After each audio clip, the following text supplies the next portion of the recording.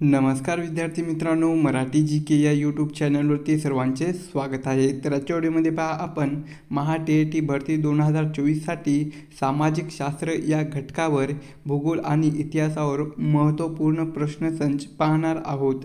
हे प्रश्न पहा तुम्हाला परीक्षेच्या दृष्टिकोनातून खूपच महत्त्वपूर्ण ठरणारे आहेत। तरी तुम्ही चॅनलवर नवीन असाल तर चॅनलला सबस्क्राईब करून ठेवा, कारण तुम्हाला असेच महत्त्वपूर्ण व्हिडिओ नक्कीच बघावयास मिळतील। चला तर मग व्हिडिओला सुरुवात करूया।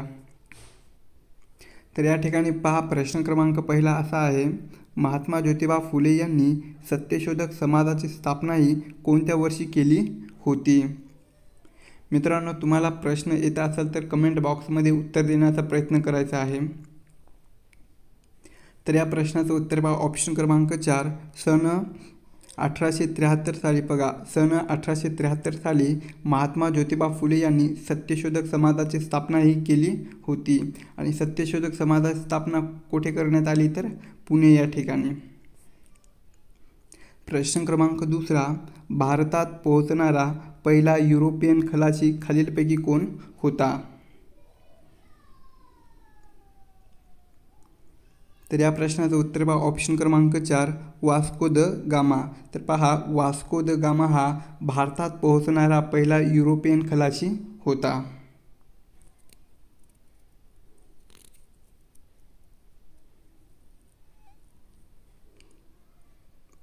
प्रश्न क्रमांक तिसरा पहा, विवेक सिंधू हा ग्रंथ कोणत्या भाषेत लिहिण्यात आला होता? तर या प्रश्नाचं उत्तर पहा ऑप्शन क्रमांक 3 मराठी। तर मराठी भाषेमध्ये पहा विवेक सिंधू हा जो ग्रंथ आहे तो लिहिण्यात आलेला होता। तर विवेक सिंधू हा जो ग्रंथ आहे कोणी लिहिलेला आहे तर मुकुंदराज कवीने। मुकुंदराज या कवीने विवेक सिंधू हा ग्रंथ लिहिलेला आहे। विवेक सिंधू हा ग्रंथ कोणत्या भाषेत आहे तर मराठी या भाषेमध्ये। प्रश्न क्रमांक 4 पहा, सम्राट अशोक यांनी कोणत्या युद्धानंतर यापुढे कधीही युद्ध न करण्याचा निर्णय घेतलेला होता? तर या प्रश्नाचं उत्तर पहा ऑप्शन क्रमांक 4 कलिंगचं युद्ध। तर पहा, कलिंगच्या युद्धानंतर सम्राट अशोकांनी यापुढे कोणतेही युद्ध न करण्याचा निर्णय हा घेतलेला होता। तर पहा, कलिंगचे युद्ध केव्हा झालेलं आहे तर इसवी सन पूर्व 261 इसवी सन पूर्व 261 मध्ये बघा कलिंगचं युद्ध झालेलं आहे।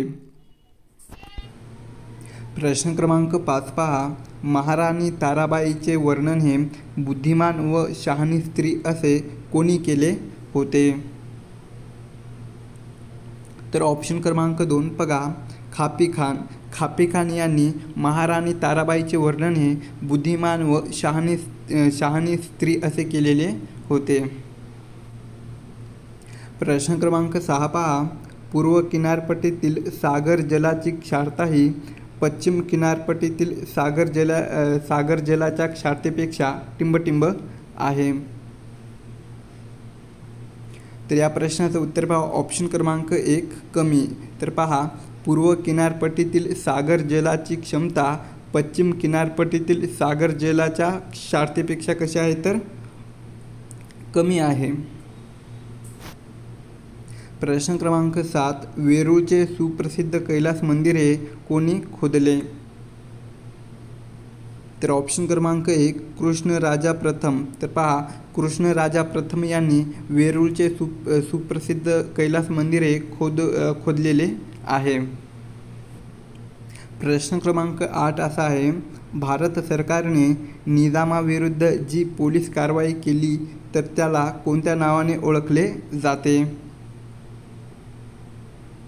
तर ऑप्शन क्रमांक 1 ऑपरेशन पोलो। तर ऑपरेशन पोलो या नावाने पहा भारत सरकारने निजामाविरुद्ध जी पोलीस कारवाई केली होती तर त्याला ऑपरेशन पोलो या नावाने ओळखले जाते। प्रश्न क्रमांक 9, पंजाबमधील कोणत्या नदीच्या काठी हडप्पा येथे अवशेष सापडले?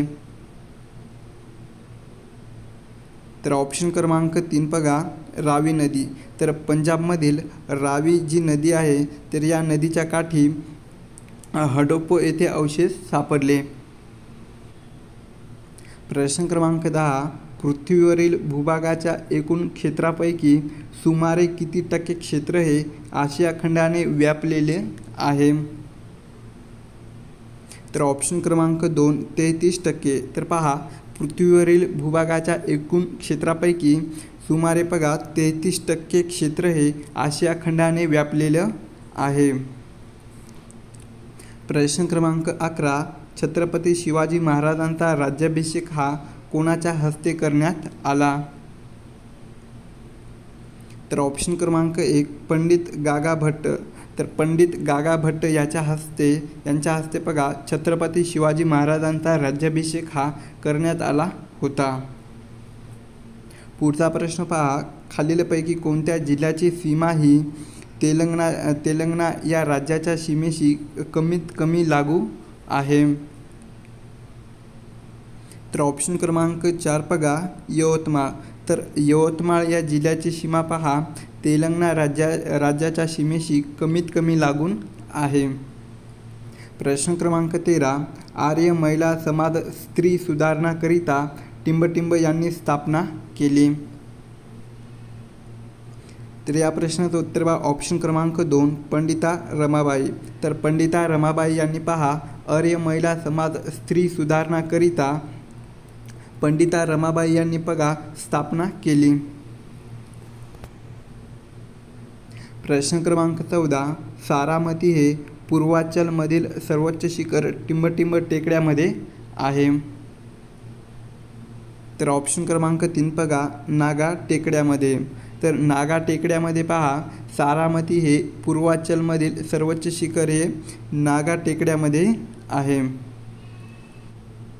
नेक्स्ट क्वेश्चन पहा, भूमीय जीवसहंती ही प्रामुख्याने अक्षवृत्तानुसार बदलते तर जलीय जीवनसहंती ही टिंबटिंबनुसार बदलते.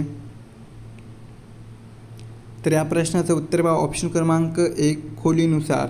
तर पहा भूमीय जीवसहंती ही प्रामुख्याने अक्षवृत्तानुसार बदलते तर जलीय जीवनसहंती ही कशानुसार बदलते तर खोलीनुसार बदलते.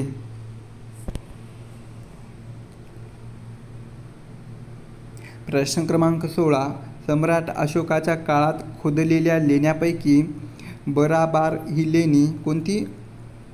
बराबार ही लेणी सध्या कोणत्या राज्यामध्ये स्थित आहे? तर या प्रश्नाचं उत्तर बघा ऑप्शन क्रमांक 4, बिहार. तर बिहार या राज्यामध्ये सम्राट अशोकाच्या काळात खोदलेल्या लेण्यांपैकी बराबार ही लेणी बघा बिहार या राज्यामध्ये सध्या स्थित आहे. प्रश्न क्रमांक 17, पंजाबमध्ये शीखांचे सर्वात पवित्र तीर्थस्थळ श्रीहर मंदिर साहिब म्हणजेच सुवर्ण मंदिर हे कोणत्या शहरामध्ये आहे? तर ऑप्शन क्रमांक 2, अमृतसर. तर अमृतसर या शहरामध्ये पंजाबमध्ये शीखाचे सर्वात पवित्र तीर्थस्थळ श्रीहर मंदिर साहिब म्हणजेच सुवर्ण मंदिर हे अमृतसर या शहरामध्ये स्थित आहे. प्रश्न क्रमांक 18, शाहू महाराज व संभाजी महाराज यांच्या तहानंतर कोणती नदी सातारा व कोल्हापूरची सीमा म्हणून निर्धारित झाली? तर ऑप्शन क्रमांक 2 पहा, वारणा नदी. तर वारणा नदी बघा छत्रपती शाहू महाराज व छत्रपती संभाजी महाराज यांच्या तहानंतर वारणा ही जी नदी आहे तर ही नदी सातारा व कोल्हापूरची सीमा म्हणून निर्धारित झालेली आहे. प्रश्न क्रमांक 19, एका विकसित राष्ट्राने दुसऱ्या अविकसित राष्ट्रावर सर्वांगीण वर्चस्व स्थापन करणे यालाच टिंबटिंब असे म्हणतात.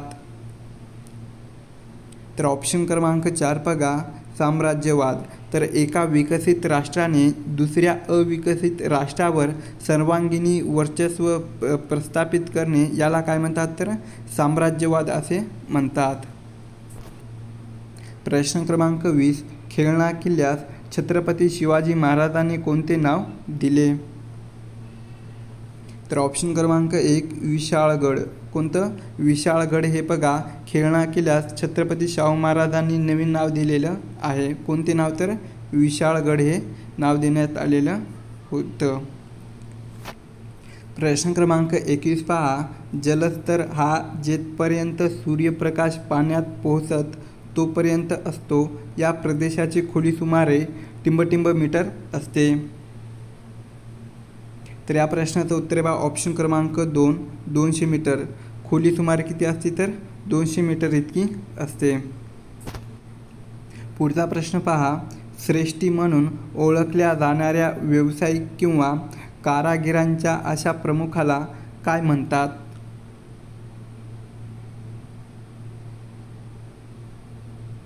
तर ऑप्शन क्रमांक 2 बघा श्रेष्ठी. तर श्रेणी म्हणून ओळखल्या जाणाऱ्या व्यावसायिक व कारागिरांच्या अशा प्रमुखाला काय म्हणतात? तर श्रेष्ठी असे म्हणतात. प्रश्न क्रमांक 23. सन 1923 साली अखिल भारतीय अस्पृश्यता निवारण परिषद खालीलपैकी कोणत्या ठिकाणी संपन्न झाली होती? तर ऑप्शन क्रमांक 2 नागपूर या ठिकाणी. तर पहा सन 1920 साली अखिल भारतीय अस्पृश्यता निवारण परिषद ही नागपूर या ठिकाणी संपन्न झालेली होती. प्रश्न क्रमांक 24 पहा. सन 1920 ते 21 साली टिंबटिंब रेल्वेसाठी उत्खनन करताना हडप्पा येथे अवशेष सापडले. तर या प्रश्नाचं उत्तर बघा ऑप्शन क्रमांक 3 लाहोर आणि मुलतान. तर सन 1920 ते 21 साली लाहोर ते मुलतान रेल्वेसाठी उत्खनन करताना हडप्पा येथे अवशेष सापडले. प्रश्न क्रमांक 25.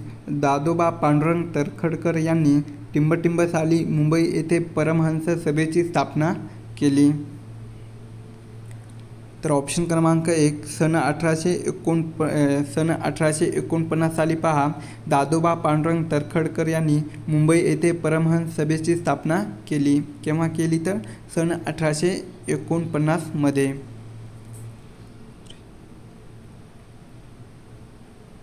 प्रश्न क्रमांक 26 पहा. महाराष्ट्र पठारावरील अवर्षणग्रस्त प्रदेशात पावसाचे प्रमाण हे टिंबटिंब दरम्यान असते. तर ऑप्शन क्रमांक 1 बघा 25 ते 50 सेंटीमीटर. महाराष्ट्र पठारावरील अवर्षणग्रस्त पठारात पावसाचे प्रमाण हे किती असते? तर 25 ते 50 सेंटीमीटर दरम्यान इतके असते. प्रश्न क्रमांक 27.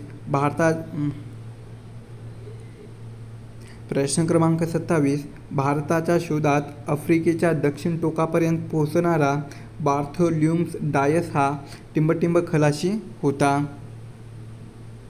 तर या प्रश्नाचं उत्तर बघा ऑप्शन क्रमांक 4 पोर्तुगीज. तर भारताच्या शोधात आफ्रिकेच्या दक्षिण टोकापर्यंत पोहोचणारा बार्थोल्यूम्स डायस हा पोर्तुगीज खलाशी होता. प्रश्न क्रमांक 28. संयुक्त राष्ट्र संघटनेमध्ये कोणत्या कारणासाठी घटना तयार करण्यात आली? तर या प्रश्नाचं उत्तर बघा ऑप्शन क्रमांक 4 वरीलपैकी सर्व. म्हणजेच पहा संयुक्त राष्ट्र संघटनेला बळ देण्यासाठी, संयुक्त राष्ट्र संघटनेचा विस्तार करण्यासाठी, कार्य आणि उद्दिष्ट साधण्यासाठी संयुक्त राष्ट्र संघटनेमध्ये बघा या कारणासाठी घटना तयार करण्यात आली. प्रश्न क्रमांक 29. लोकांना सहजपणे धर्म कळण्यासाठी वर्तमान महावीरांनी कोणत्या भाषेचा वापर केला होता? तर ऑप्शन क्रमांक 3 अर्धमागधी.